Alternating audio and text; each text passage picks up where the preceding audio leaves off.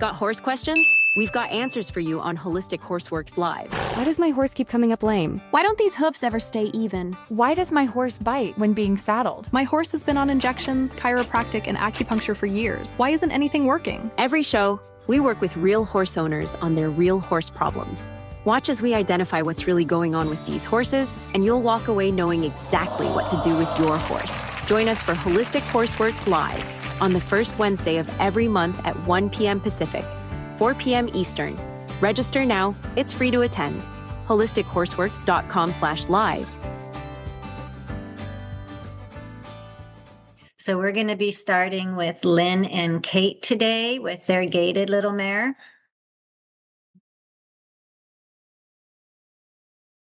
Kate, Lynn, how are you guys doing?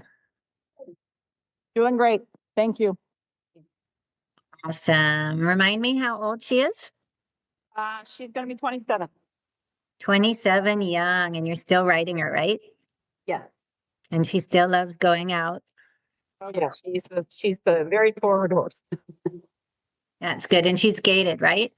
She is gaited. What breed? Icelandic. Icelandic. Just so everybody has her background. Lynn and I have chatted in the past, and we're going to be doing some body work on her. We also put together a webinar with a PowerPoint, so you can see arrows and things going on that we're going to actually be talking about in your horses that are just mislabeled training behavioral issues, mysterious lameness, high-low syndrome, kissing spine, uveitis. We're going to be going through a lot of issues today. So anything you want to say, Lynn, before we bring up the PowerPoint? Well, I think part of it is, and one of the reasons we reached out to you is because she does bite when she's being saddled. So, and when you're close to her girth and neck, and she also paws a lot. And she does have pushing. Right. So we had talked about the base narrow and things and rib and sternum. So Kate, are you able to walk around the horse a little bit so we can see how close her front legs are? Absolutely.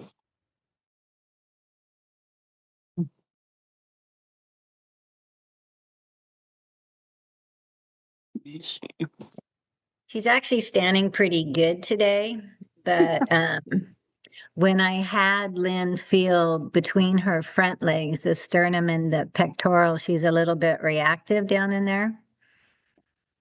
You know, people say, oh, that's just the horse's personality. See where she's trying to bite? The horse is telling you that there's pain there all the time. And what we end up doing is reprimanding them for biting us when the horse is actually trying to talk. So when she puts a saddle on, which she uses a treeless ghost saddle, there shouldn't be any pressure, but there's still ongoing trauma in the body. It doesn't just go away. If you're in a car accident or take a tumble off a horse and hit really bad, you'll know it just doesn't go away.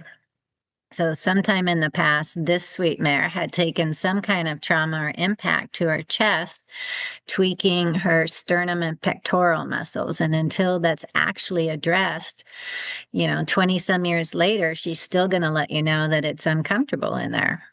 When you see a very sweet horse that's very loving, likes to go ride forward, and you're trying to them on their chest and pectorals or girth them up very loose and slow on both sides in a treeless saddle and they're still acting up, it is not training and behavioral issues. It is pain and body issues.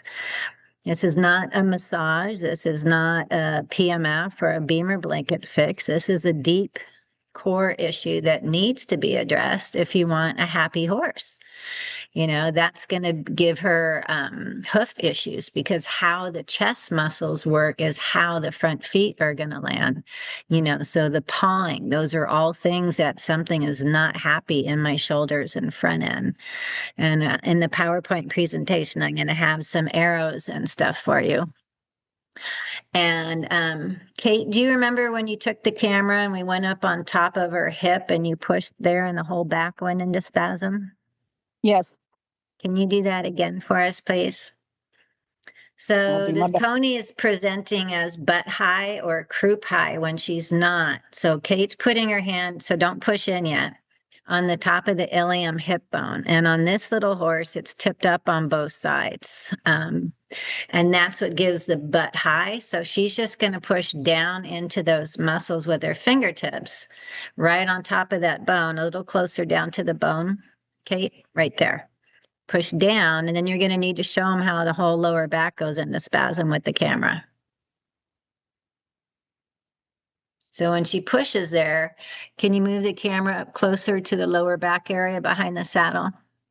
When she pushes there, this is a test for you guys. When she pushes down, so cup your fingers down hard into the muscles, no wiggling, just cup and hold, little lower, right on top of the bone. Drop your hand down.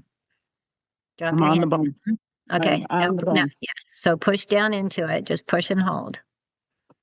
Okay, so that's in spasm 24 hours a day because that bone is popped up. Thank you, Kate. So that'll give you a croup high horse. That's your ilium on that end, and the ischium is by the tail, the other end of the bone. So when your horse is banging its butt on the fence and rubbing its butt and trying to sit on things, they're actually trying to usually adjust their hips. So she looks like she's a downhill horse because she's butt high. And knowing that she has,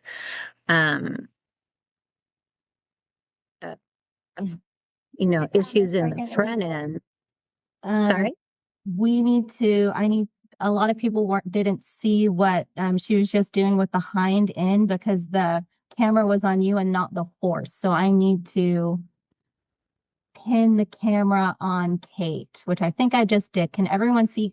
Yeah, because we don't need it going camera. back to me. This is all about the horse. Right. Let's see. They still can't see the horse. Yeah, that's why I kind of paused because I saw that pop up. Yeah, I'm sorry. I thought I have it pinned. Let's try this. Speaker view. We don't want speaker view because I'm the one Right. talking. We want to pin it on Kate. How's that, everyone? Does that look better? Nope. Because it's a Kate- speaker view. Kate and Lynn can keep talking. We can rattle on so that it stays on us. So I'm going to do my best while talking, which is not my strong suit. There's the bone. There's 1 inch ahead above. Here we go. There. Got And some. then, yep, the lower back goes into spasm. Shall I do it again or? And the other hip sort of spasmed as well. Right. Thank you. Because the bone's up on both sides. We're still trying to get it pinned on the horse. Lisa's working on that, so we're just waiting for a minute. I'll go around the other side. Yeah, let me see what the chat is saying. And, you can do a split screen, Lisa, just between me and Kate so that it's always on both, but I don't know how to do that either. Give me a second. I have it, because I did this last time and I thought I had it set up. Okay, let's try gallery.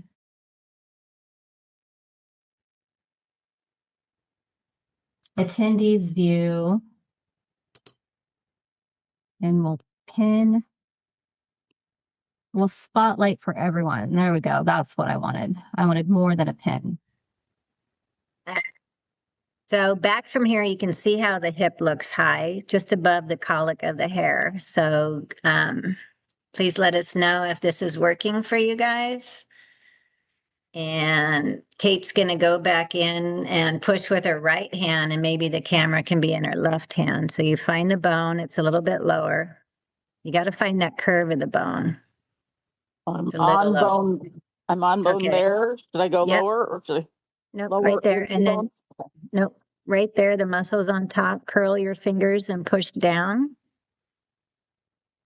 Curl your fingers, yeah, and push down. So it's kind of hard to see on the white horse, but you can see all the spasms right there as it shrinks down. Yeah, it felt like it went more than an inch down. Right. So that spasm is what's causing the kissing spine in the lumbar area. The muscles are pulling the bones too close together, and that spasm is there all the time. So on her hind end, both ilium bones are tipped up, giving her a croup high appearance. So it's not conformation, that's posture. Wow. Okay, now we're going to go over her head. That's why she has a cute little thing up there, because she has such a beautiful forelock. So this horse doesn't have any back teeth anymore. She calls her a mush mouth. And we're going to talk about how she had head trauma in the past, which will shorten your horse's teeth life. So we're just going to look at the balance of her eyes. And we'll have a picture with arrows and the balance of her nose. So my level 3 class, we teach how to actually manually shift the cranial bones. The uveitis horses, it's always the eye that's pushed out and dropped that's weepy. And then they drop and rub that eye on the foreleg. So if you look at her nostrils are a little bit off. For those of you that can't see it, we have pictures with lines on 2 horses today. But if you're up like you're going to kiss your horse on the nose, on our right, which is her left eye, that eye is pushed out and dropped. Hi, pretty girl. Yeah. So the eyes aren't even looking off in the same direction. So I invite you all guys to all go out after the show, kiss your horse on the nose, and look how their eyes are not even symmetrical. So that's a lot of the spooking issues, uveitis, weepy eye issues. Thank you so much, Lynn and Kate. So we're going to go to the PowerPoint. And if you want to tie her up, that'll be fine, so that you can watch it too. Lisa, you want to put her PowerPoint on? Yep, give me just a moment and I'll get that ready.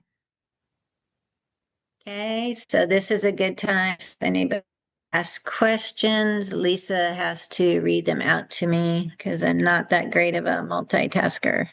We did have someone ask a question at the beginning. It's a little unrelated, but it'll give me time to set this up. Brenda asks, my gelding can stand square. When I pick up his back feet, they pull medial up under him. What muscles are tight and what can I do to help him? I would have to see a picture of the horse.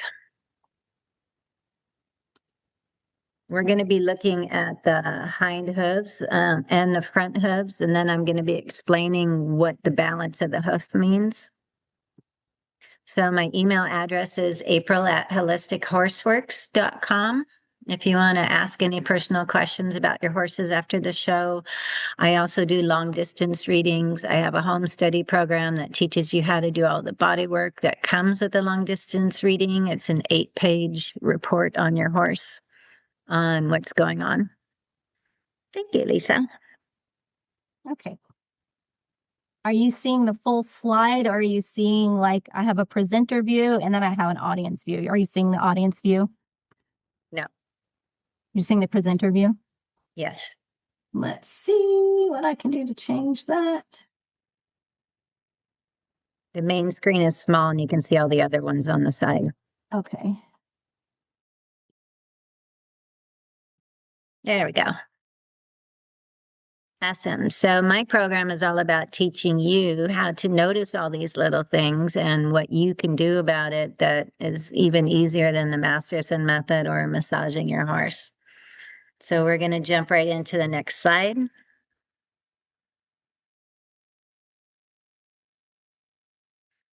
Okay, so this is the same horse's hooves. So with the arrows, we talk about when we were pushing on the top of the hip, the psoas muscle starts right behind where the saddle is, goes through the lumbar and down to the inside of the hocks. So when the back is too tight, the hocks are going to be pulled too close together. That's why people are having to inject hocks. Your hip, your hock, and your hoof should all be in alignment. And if they're base narrow, they're going to be jamming and loading on the inside of the heel with the flare going off to the right. So this is that same mare. The little yellow thing in the back is the hocks are too close together. The fetlock down to the hoof, you can see the angles are a little bit off. On the front feet, you can see the angles off. So what I look at is when they have sternum and pectoral issues, they're usually jamming the inside heel and it'll be straight up and down, and the hoof will be flaring to the outside. So it tells me that she's jamming and loading from the inside to the outside and has a problem higher up in sternum and pectorals, which is exhibited by a horse. Doesn't like the chest being rubbed or being girthed up. Do we have any questions about these pictures?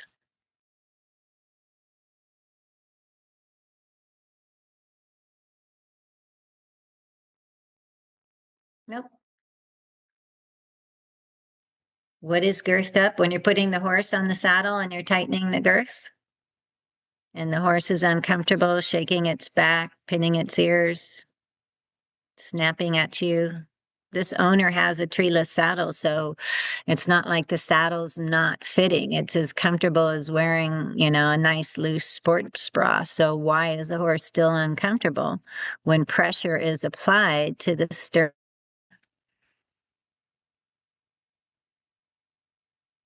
And you guys will all get the replay link. If we're going through slides too fast, you'll be able to watch it later. Next slide, Lisa. Okay, this is talking about the downhill posture. Lynn had already mentioned that they know that she has gravel. Right, Lynn?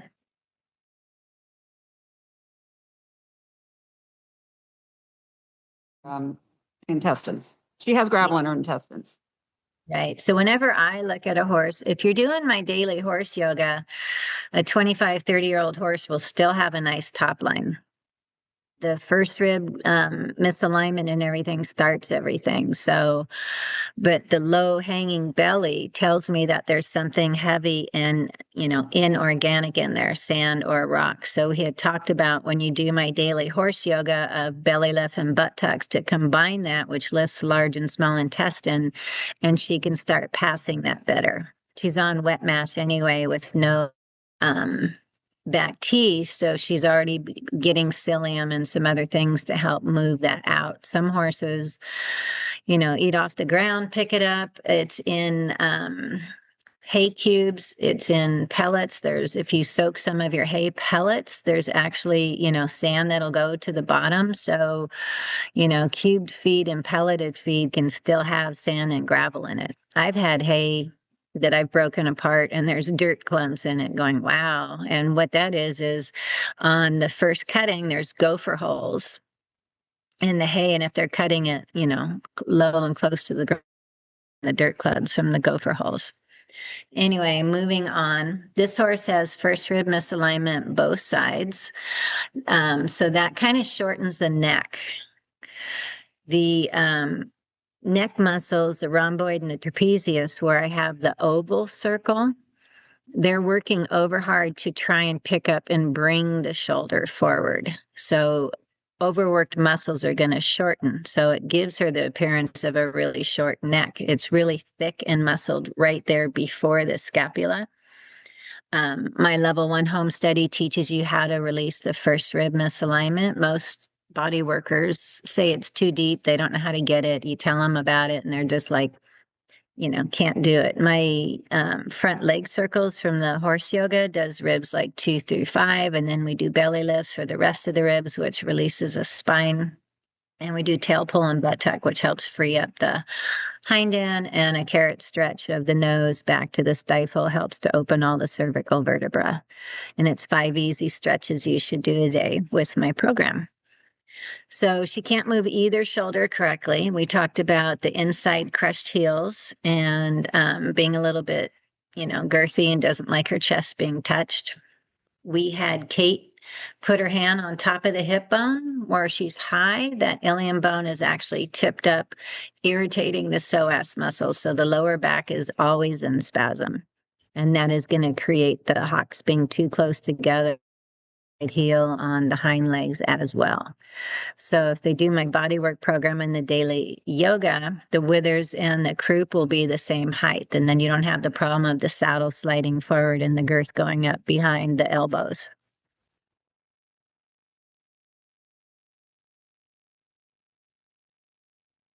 So, and moving on to the next screen.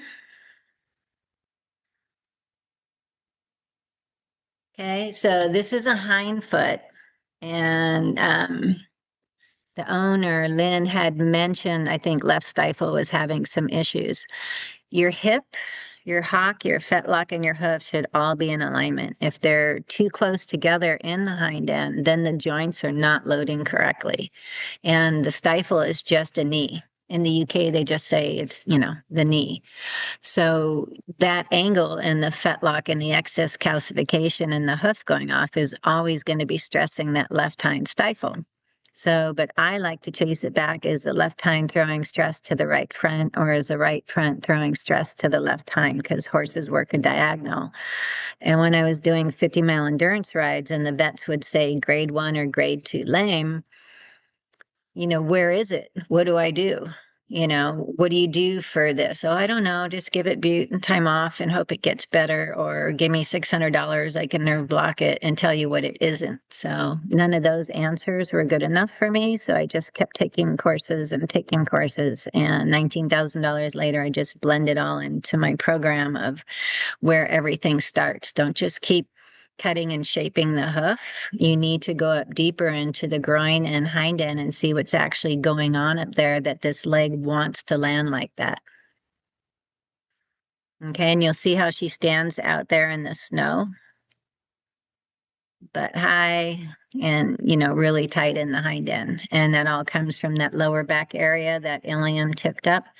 And that is all a compensation of the first rib. When the shoulders can't come through freely, it's not that it hurts the horse. That's just the horse that doesn't want to canter on right lead. And people think it's a weakness, so they make him do it more. The horse has to come back to the hind end to pick up the heavy front end that can't move correctly. And that compensation tips up the ilium bone, continually putting the horse in spasm. So if you have a roach back horse, where the lumbar is too tight and kissing spine, you need to look at the proximity and angle of the ilium ischium bone. Happy to chat with anybody about that if they want. I've got all that information on my website, HolisticHorseWorks.com. Do we have one more slide, or is that the end? Okay, that looks like the end of that one. Okay, so we can do questions about this horse right now before we move on to the next horse. So someone asked, does she eat stones? But I already talked about horses that eat off the ground, can pick up stuff like that.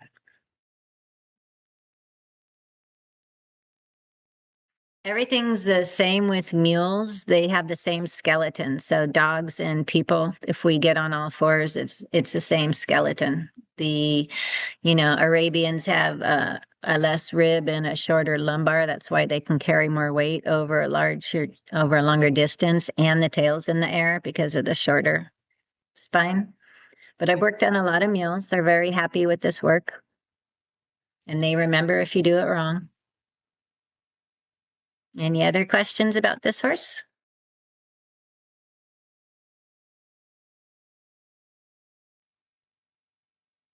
Nope.